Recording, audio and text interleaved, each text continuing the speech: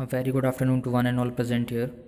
In this topic, we are going to learn about how the rocket work and on what principle it works. Well, our rocket works on the principle of law of conservation of momentum.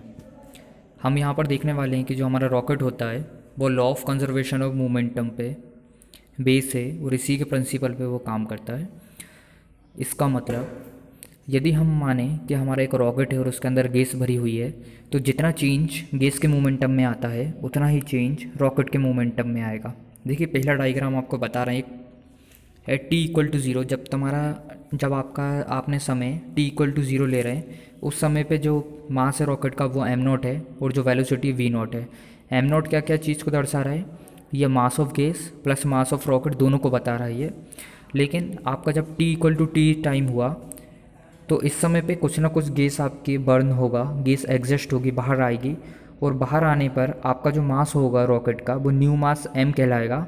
और स्वाभाविक बात है, जब gas बाहर आ रही है तो जो गैस रहेगी वो कुछ ना कुछ बैकवर्ड फोर्स लगाएगी, जिसके कारण आपका अपथ्रस्ट फोर्स रॉकेट में अपवर्ड डायरेक्शन में लगेगा, जिसके कारण रॉकेट v वेलोसिटी से मूव करेगा।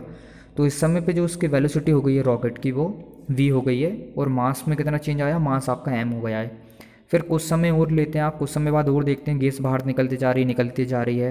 तो हम समय ले रहे हैं t+dt। इस समय पे आपका जो रॉकेट के मास में चेंज आएगा वो m-dm हो जाएगा और जो वेलोसिटी बढ़ के हो जाएगी इस समय पे वो v+dv हो जाएगी। -dm आपको ये दर्शा रहा है कि ये जो मास है ये गैस का है और यदि आप गैस के मास को माइनस कर देते हो रॉकेट के मास से तो हमें टोटल मास पता लग जाएगा कि उस समय पे रॉकेट का कितना मास है। और v+dv ये जो वेलोसिटी इंक्रीज़ हुई है आपकी रॉकेट की, ये वो दर्शा रहा है।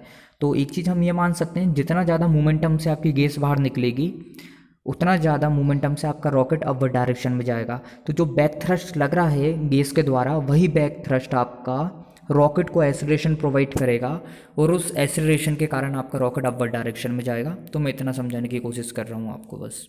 तो जो मोमेंटम रहेगा गैस का वही इक्वल रहेगा मोमेंटम ऑफ रॉकेट के बराबर।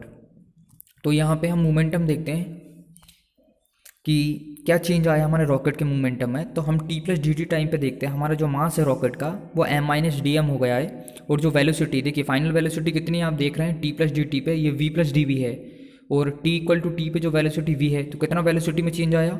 v+dv -v करेंगे तो v से v कट जाएगा तो dv बचेगा आपका।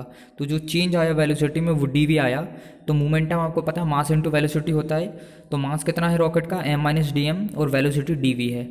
यदि हम इसी तरीके से चेंज देखते हैं मोमेंटम ऑफ गैस में, तो गैस का जो मास है वो किससे दर्शा रहे हैं? हम dm से दर्शा रहे हैं और उसकी जो वेलोसिटी है वो u से दर्शा रहे हैं आप। तो dm इंटू यू ये मास ऑफ गैस को बताता है। अब law of conservation of momentum बोलता है जो भी मोमेंटम है आपका गैस का वो हमेशा बराबर रहेगा मोमेंटम ऑफ रॉकेट के।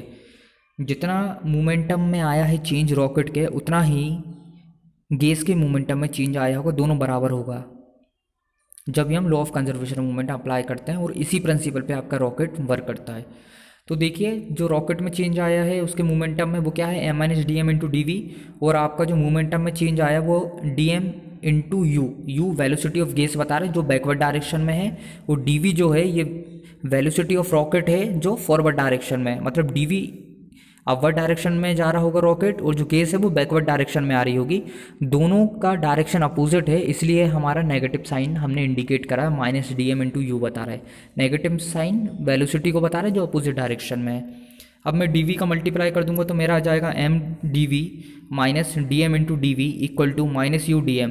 यदि मैं बोलूँ मेरा dm और dv जो चेंज आया मास में और जो वेलोसिटी में चेंज आया है वो ज़्यादा नहीं आया, बहुत ही कम चेंज आया है dm और dv का, तो मैं इस वाली टर्म को निगलेक्ट कर सकता हूँ। dm और dv को मैं निगलेक्ट कर सकता हूँ क्योंकि ना तो मेरा ज़्यादा मास में चेंज आया है रॉकेट के, ना ही ज़्यादा वेलोसिटी में चेंज आया है।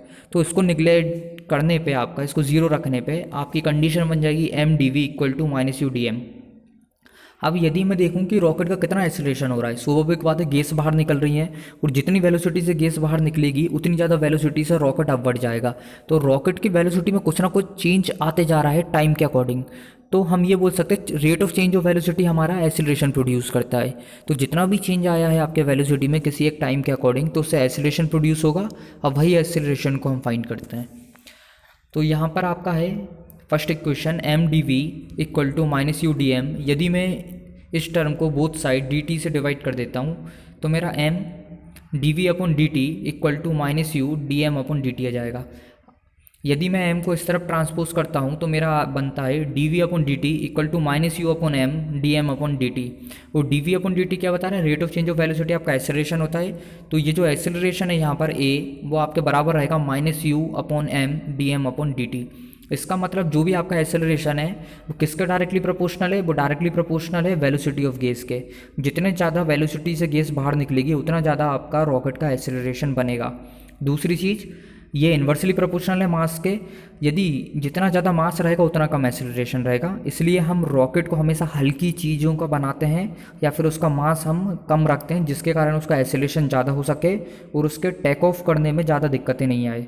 तो रॉकेट का मास हमेशा कम होना चाहिए, इसलिए हम एल्यूमिनियम हो गया या फिर जो स्ट्रेंचन एलिमेंट होते हैं जैसे टाइटेनियम हो गया, प्लेटिनियम हो गया, जिनका हीट रेजिस्टेंस ज़्यादा होता है, हम उन मटेरियल का रॉकेट बनाते हैं और जिसका मास कम हो। तो यहाँ से हम देख लेते हैं नेगेटिव साइन आपको इंडिकेट कर रहा है एक्सेलरेशन अपवर्ड डायरेक्शन में जा रहा है और जो वेलोसिटी है गैस की वो डाउनवर्ड डायरेक्शन में, बस इतना। अब गाइस हमने एक्सेलरेशन देख लिया, स्वाभाविक बात है एक्सेलरेशन हो रहा होगा रॉकेट का तो कुछ ना कुछ जरूर फोर्स लग रहा होगा रॉकेट में। तो हम देखते हैं कितना थ्रस्ट हो रहा है जो रॉकेट में प्रोड्यूस हो रहा है गैस के कारण, वो हम देखेंगे।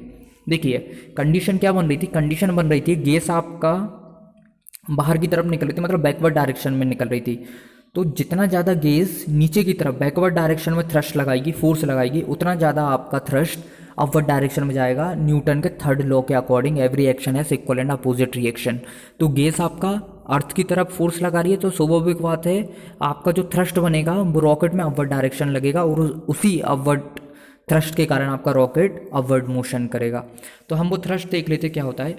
हमने यहाँ पे कंडीशन देख ली थी हमारी, वो कंडीशन क्या थी, M D V upon D T equal to minus U D M upon D T. हमने यहाँ तक ये कंडीशन देख लिया था। यदि जो हमारी फर्स्ट इक्वेशन थी हम उसको डी टी से डिवाइड कर रहे थे तो कितना आ रहा था, ये आ रहा था M D V upon D T equal to minus U D M upon D T. अब हमें पता है D V upon D T ये हमारा एक्सेलरेशन होता है क्योंकि rate of change of velocity acceleration कहलाता है। तो M into A equal to minus U D M upon D T वाली कंडीशन बनेगी। और आपको पता है एम इंटू ए क्या होता है, फोर्स होता है। तो यहाँ से F equal to minus U D M upon D T आ जाएगा। ये आपका फोर्स या फिर थ्रस्ट आपने निकाल लिया है। जो भी फोर्स लग रहा होगा रॉकेट पे जिसके कारण वो अपवर्ड डायरेक्शन में जा रहा है तो वो कितना है, F equal to minus U D M upon D T. अब गाइस ये देखिए थ्रस्ट आपका डायरेक्टली प्रोपोर्शनल किसके, वेलोसिटी के। जितनी ज़्यादा वेलोसिटी से गैस आपके बाहर निकलेगी उतना ज़्यादा आपका थ्रस्ट रॉकेट में लगेगा जिसके कारण वो अपवर्ड डायरेक्शन में जाएगा। और नेगेटिव साइन क्या इंडिकेट कर रहा है, जो वेलोसिटी है गैस की वो बैकवर्ड डायरेक्शन में, मतलब गैस पीछे की तरफ से निकल रही है अपोजिट डायरेक्शन में, और जो फोर्स लग रहा होगा रॉकेट में वो अपवर्ड डायरेक्शन जा रहा है, ये आपका बता रहे हैं, नेगेटिव साइन इंडिकेट करता है। अब हम सेकंड चीज़ जानते हैं, हमने अभी एक्सेलरेशन निकाल दिया, हमने थ्रस्ट निकाल लिया। अब गाइस यहाँ पर कितना वेलोसिटी में चेंज आया या फिर कितने समय पे क्या वेलोसिटी रहेगी हमें ये निकालना है। इंस्टेंटेनियस वेलोसिटी होता है किसी एक पॉइंट पे यदि आप वेलोसिटी निकालना चाहो या फिर किसी एक पर्टिकुलर टाइम पे आप वेलोसिटी निकालना चाहो तो उस वेलोसिटी को हम इंस्टेंटेनियस वेलोसिटी बोलते हैं। तो according to the first equation we have seen that minus U D V equal to, हम यहाँ से देख रहे थे फर्स्ट इक्वेशन हमने देख लिया था। फर्स्ट इक्वेशन जो थी हमारी वो मैं बता देता हूँ आपको कितनी आ रही थी। देखिए